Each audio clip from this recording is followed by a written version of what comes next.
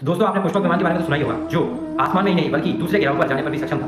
But कुछ लोग इसे इमेजिनेशन मांगकर ऐसे ही छोड़ देते हैं। पर क्या एशियन टाइम में हमारी टेक्नोलॉजी इतनी एडवांस थी कि उन्होंने इतने हाईली एडवांस एयरक्राफ्ट बनाकर छोड़ दिए। पुराने समय में हमारे जो गुरुकुल हुआ करते थे वहाँ पर बहुत ही एडवांस विद्या सिखाई जाती थी, जिसमें से एक थी हमारी एरोनॉटिक्स। तो अब आप में से कुछ लोग कहेंगे कि एरोनॉटिक्स जब पढ़ाया जाता था तो उसके लिए कोई बुक भी होनी चाहिए। तो यार देखो सबर करो। तो बहुत पहले एक महान ऋषि थे, जिनका नाम था महर्षि भारद्वाज, जिन्होंने एक बुक लिखी जिसके अंदर ऐसे 532 फार्मूले बताए गए थे, जिसकी मदद से 500 अलग अलग एयरक्राफ्ट बनाकर तैयार की जा सकती थी। पर आप में से सभी को ये पता होगा कि एयरक्राफ्ट को सबसे पहले राइट ब्रदर्स ने बनाया था, और उनसे पहले ही 8 साल पहले हमारे एक इंडियन साइंटिस्ट थे शंकर ढिगरे, जिन्होंने खुद एक एयरक्राफ्ट का वर्किंग मॉडल तैयार किया था, जो बहुत ही सक्षम रूप से सक्सेसफुल रहा। और जिसको बनाने के लिए उन्होंने हमारी एशियन टाइम की वैदिक शास्त्र और एरोनॉटिक्स को ही यूज किया था, और उसमें जो फॉर्मूले बताए गए थे उन्हीं का उन्होंने विशेष रूप से यूज किया था। बट हमारे इंडिया में ऐसे कई साइंटिस्ट हैं जिन्होंने इसे सिर्फ स्कूल लेवल से बताकर इसे छोड़ दिया।